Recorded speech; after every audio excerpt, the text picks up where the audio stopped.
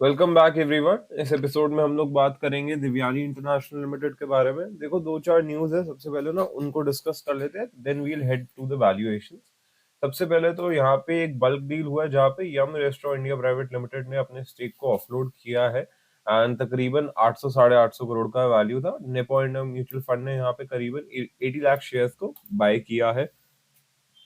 देखो, एक चीज यहाँ पर यह है कि अल्टीमेटली ये जो फ्रेंचाइजी का बिजनेस कर, देखो दिवाली इंटरनेशनल ने फ्रेंचाइजी ली हुई है एंड उन्हीं का बिजनेस कर रही है कंपनी। तो अल्टीमेटली दिवाली इंटरनेशनल मैनेज कर रही है केएफसी एंड बाकी सारे ब्रांड्स जो उसके पोर्टफोलियो में है। यम रेस्टोरेंट इंडिया प्राइवेट लिमिटेड जो है एक यूएस की फर्म है यहाँ पर, जिन्होंने अपने स्टेक को इसके अंदर अब डिसइन्वेस्ट किया है। अगर हम लोग यहाँ पे एक चीज ये देखते हैं, ये बेसिकली अर्निंग्स का ट्रांसक्रिप्ट है एंड जो एक कॉन्फ्रेंस कॉल होती है जिसके बारे में सारा डिस्कशन होता है एंड यहाँ पे जहाँ पे काफी सारे एनालिस्ट जाके डाउट्स पूछते हैं, ये उसका बेसिकली ट्रांसक्रिप्ट है। आप भी जाकर ये देख सकते हैं, अभी मैं लिंक बता दूंगा कहाँ मिलेगा आपको।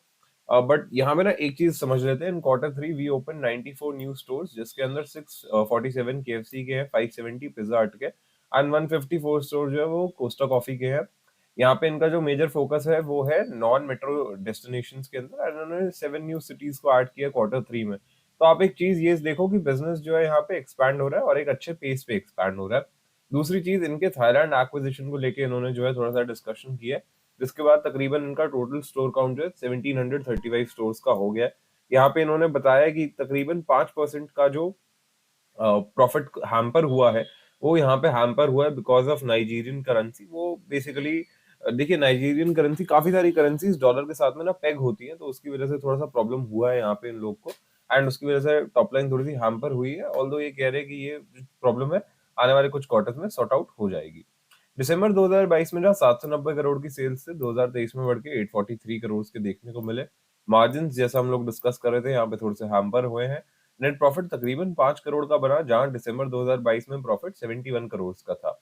देखिए, कमेंडेबल बात यहाँ पर यह है कि जो कंपनी के सेल्स है वो जबरदस्त तरीके से बढ़े हैं। जहां कंपनी बॉटम लाइन लॉस कर रही थी, 94 करोड़ 121 करोड़ के लॉस थे 2020-19 के पीरियड में, वो यहाँ पे अब प्रॉफिट की तरफ बनते हुए नजर आए। ऑल्दो 2024 का जो नंबर आने वाला है मोस्ट प्रॉब्ली वो इस प्रीवियस अर्निंग्स को बीट नहीं कर पाएगा, जिसके पीछे मल्टीपल रीजंस है।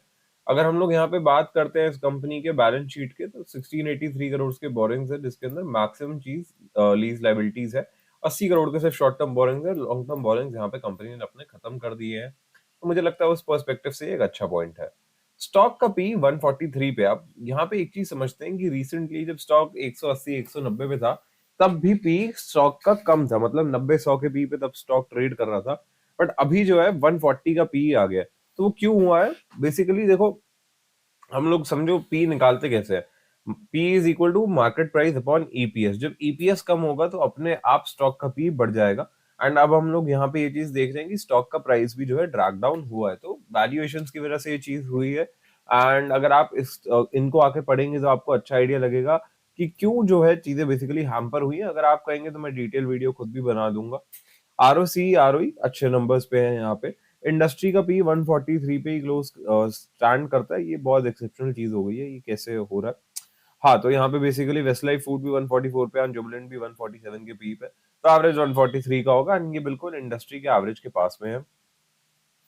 देखिए, प्रॉफिट के एंड पे थोड़ा सा प्रॉब्लम हुआ है, जैसा हम लोग बात कर रहे थे, बॉटम लाइन थोड़ी सी हैम्पर हुई, जिसकी वजह से यहाँ पे अल्टीमेटली स्टॉक का पी भी बहुत ही मेजर तरीके से प्रॉब्लम जिसमें हमें देखने को मिली एंड वैल्यूएशन थोड़े से सर्च कर गए।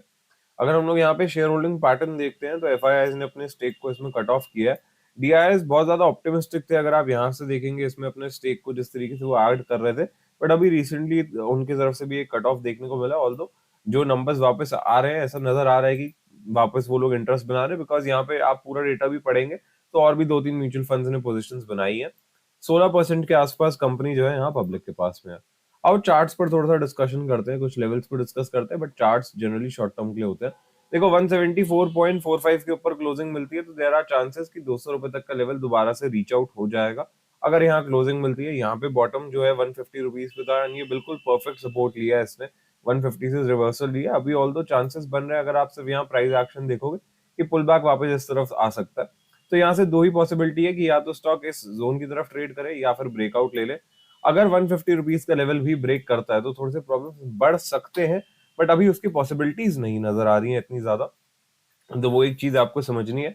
बाकी इट्स अप टू यू, आपका पर्सपेक्टिव क्या है, आप लॉन्ग टर्म पर्सपेक्टिव रखते हैं, शॉर्ट टर्म पर्सपेक्टिव रखते हैं, वही आपके बाइंग डिसीजंस को इन्फ्लुएंस करेगा अल्टीमेटली।